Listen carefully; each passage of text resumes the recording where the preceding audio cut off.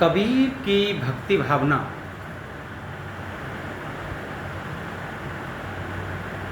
हम बात कर रहे हैं कबीर की भक्ति भावना के संबंध में। कबीर की भक्ति भावना का एक परिचय यहाँ आपको देंगे।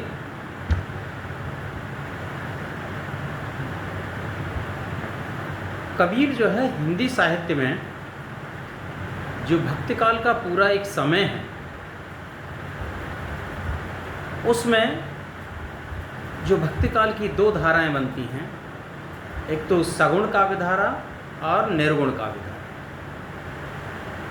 तो जो निर्गुण काव्य धारा है उसके बहुत ही चर्चित और प्रसिद्ध कवि के रूप में भारत में नहीं बल्कि विश्व विख्यात, क्योंकि कबीर ने हमेशा निर्गुण और निराकार परमपिता या ईश्वर की आराधना पर विशेष जोर दिया है। उसका कारण यह है कि जिसे आप निर्गुण निराकार ईश्वर कहते हैं, उसे एक तरह से आप कह सकते हैं कि ऐसी सकारात्मक ऊर्जा जो प्रत्येक जीव जंतु में विद्यमान रहती है। कबीर रामानंद के शिष्य थे, लेकिन इसके बाद भी उन्होंने कभी भी अपनी किसी बात को छुपाया नहीं। वे एक जगह साफ कहते हैं, मेरी संगी दे जना, एक वैष्णव एक राम। आगे कबीर ने यहाँ तक कहा है कि वह माता धन्य है जिसने वैष्णव पुत्र को जन्मा। कबीर ने दूसरी ओर भक्तों की दूसरी ओर जो शाक्त हैं उनकी निंदा की है और कहा है कि यदि ब्राह्मण शाक्त है तो कबीर उससे मिलना पसंद नहीं करता। यदि चांडाल होकर भी वैष्णव भक्त है तो भी वह प्रिय है। हर व्यक्ति का, हर कवि का अपना अपना विवेक और बुद्धि होता है, जिसके अनुसार वो समाज और विचारों का अनुसरण करता है। जैसे कबीर कहते हैं कि साकत बामन मत मिले, वैष्णव मिले चंडाल। इस प्रकार हम देखते हैं कि कबीर की जो भक्ति है निश्चित रूप से एक ऐसी भक्ति, एक ऐसी परंपरा को जारी रखना चाहते हैं, एक ऐसा मार्ग जिसे प्रत्येक व्यक्ति सहर्ष स्वीकार कर ले, जिसमें कोई बंधन न हो, कोई रुकावट न हो, कोई नियम न हो, या कुछ यूँ कहिए कि कुछ खास लोगों के लिए उसकी पहुंच न हो। यानी ऐसा मार्ग जो सभी के लिए आसानी से सुलभ हो। यही वजह है कि उन्होंने हिंदू हो या मुसलमान, सभी की जो रूढ़ियां हैं, जो परंपराएं, उनका खुलकर जी भरकर विरोध किया। और वो कहते हैं कि इस पूरी दुनिया में जितने भी जीव जंतु हैं वे सब एक ही परमपिता, एक ही ईश्वर की देन है। राम शब्द का इस्तेमाल कबीर करते हैं, लेकिन कबीर के राम अवतार नहीं लेते, जबकि तुलसी के राम अवतार लेते हैं। कबीर के राम किसी के बेटे नहीं हैं, जबकि तुलसी के राम राजा दशरथ के बेटे। कबीर के राम कण कण में व्याप्त,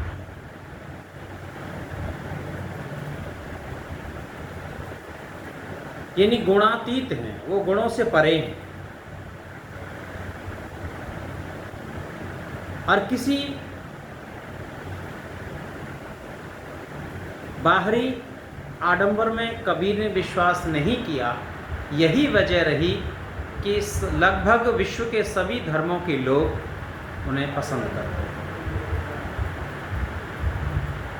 अब यहाँ देखेंगे कि क्रम से उनकी काव्य के बारे में हम बातचीत करेंगे। तो सबसे पहला है कि जो परमपिता है उसकी जो एकता के संबंध में कबीर ने जो अपनी बात की, वे कहते हैं कि चाहे मुसलमान का अल्लाह हो, चाहे हिंदुओं का ईश्वर हो, देवी देवता हो, वो सब एक ही ब्रह्म की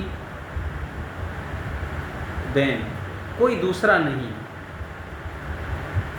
इसके बाद भी, कबीर के समझाने के बाद भी, हिंदुओं में अनेक देवी देवताओं की पूजा आज भी अनवरत जारी है। लेकिन कबीर कहते हैं कि मेरे जो राम हैं वो घट घट व्यापी हैं, हर कण कण में समाये हुए हैं।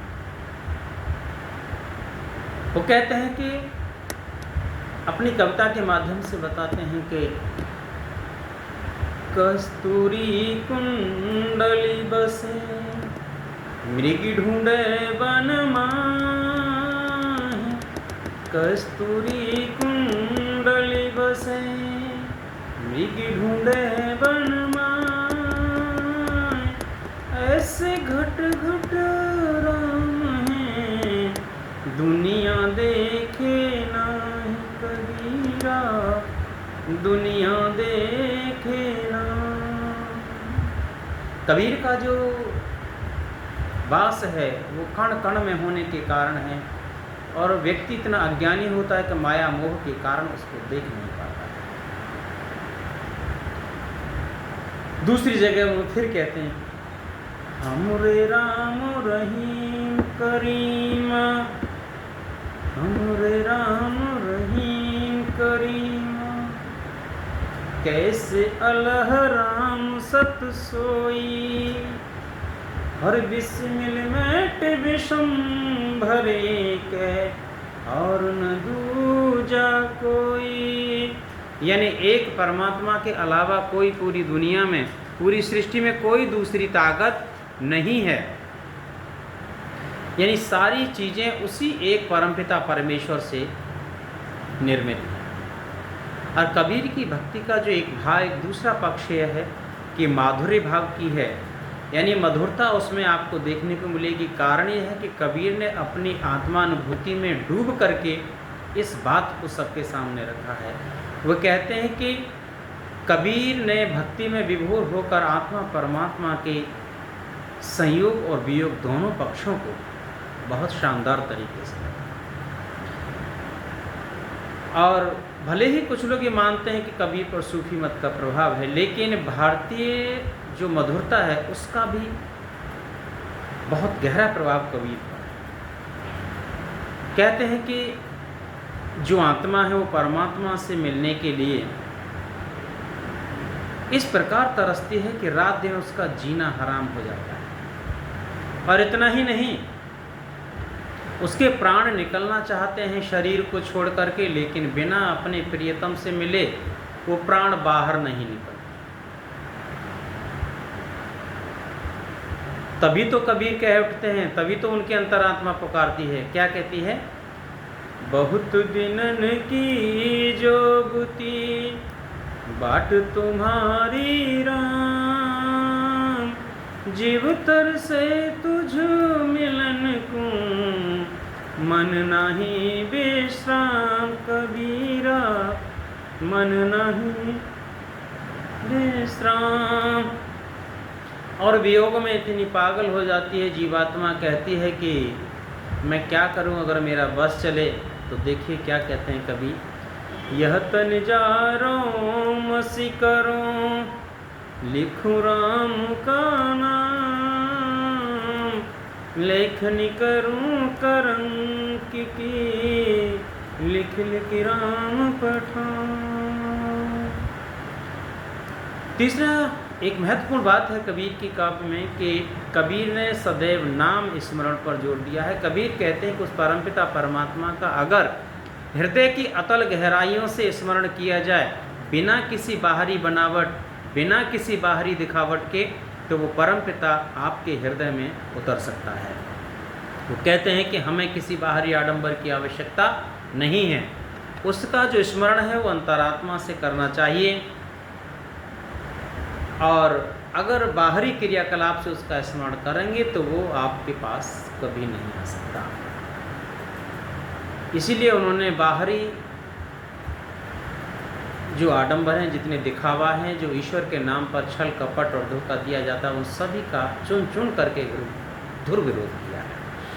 वे कहते हैं कि माला तो कर में फिरे जीव फिरे मुख माही, माला तो कर में फिरे जीव फिरे मुख माहि, ऐसे मनुआ तो 10 दिस फिरे, सो तो सुमिरन नाही कबीरा, सो तो सुमिरन नाही।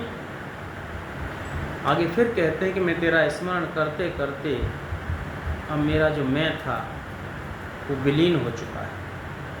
कहते हैं कि तू करता तू भया, मुझ में रही न हूँ,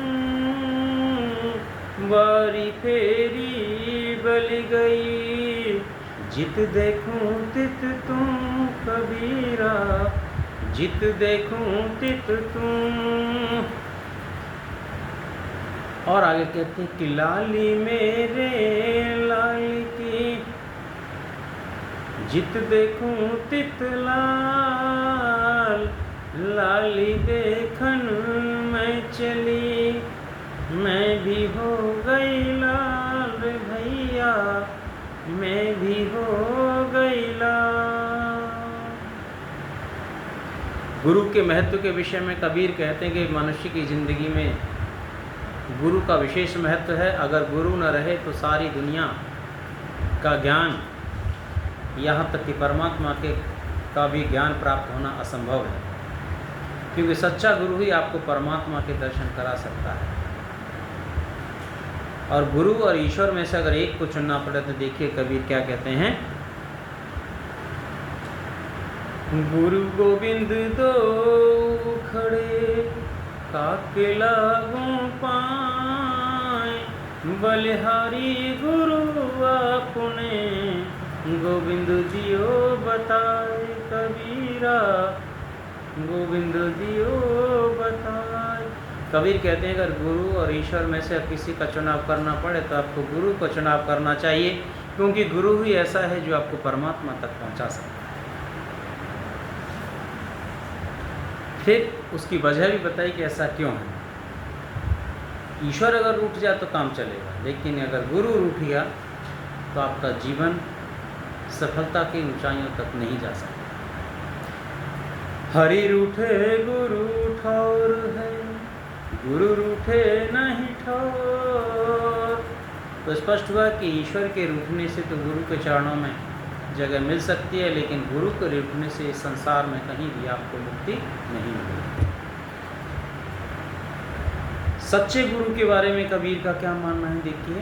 कहते हैं कि सतगुरु की महिमा अनंत, अनंत किया उपकार, लोचन अनंत भाड़ियाँ, अनंत दिखावण हार।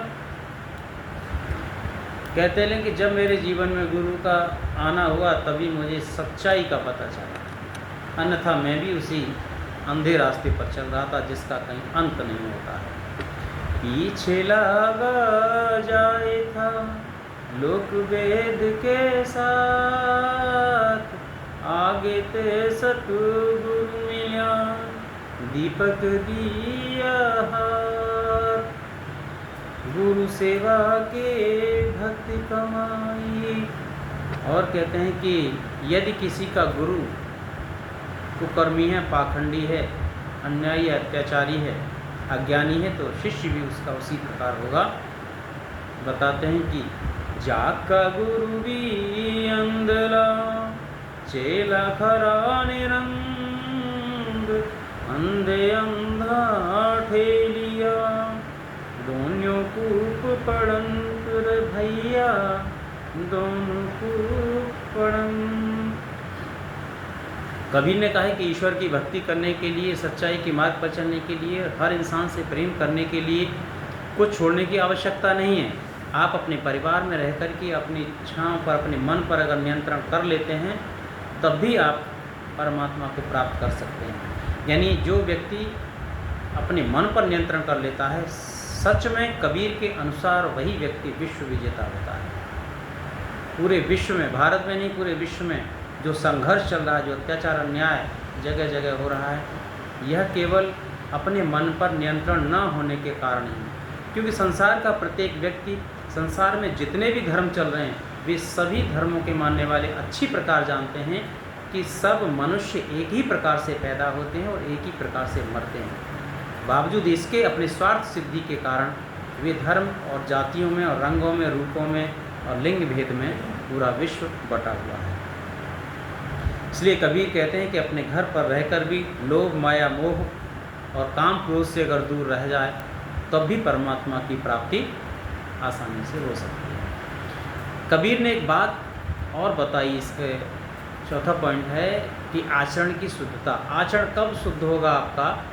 जब एक साधक संपूर्ण विकारों को दूर करके, यानी मनसा वाचा कर्मणा, जितने भी हमारे विकार हैं, मन से तन से, जितने उन सारे विकारों को जब छोड़ देंगे तभी आपके आचरण की शुद्धता संभव है, आचरण शुद्ध हो पाएगा। दो चीज़ों पर विशेष जोर दिया है कबीर ने, कहते हैं कि कनक और कामिनी।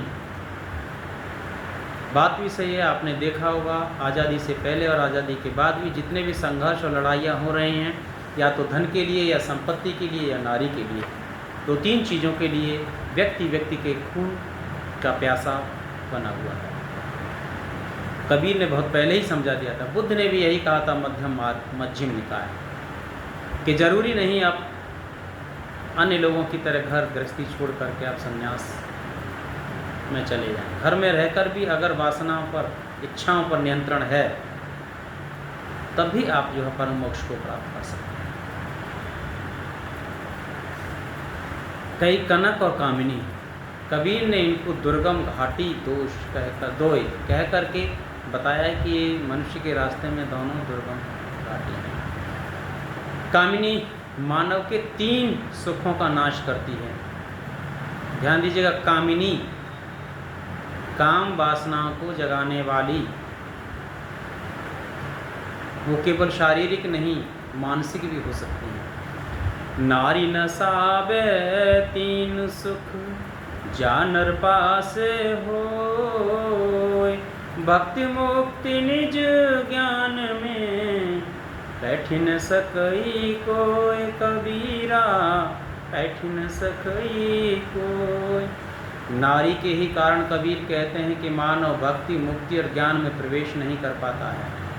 और कभी कामिनी, काली नागिनी तक कह दिया है। कबीरा संगत साधु की बेग करीजे जाए। कबीर कहते हैं कि अगर सज्जन व्यक्ति की संगति करने को मिले तत्क्षण आपको जाना चाहिए, बिल्कुल बिना समय गंवाए।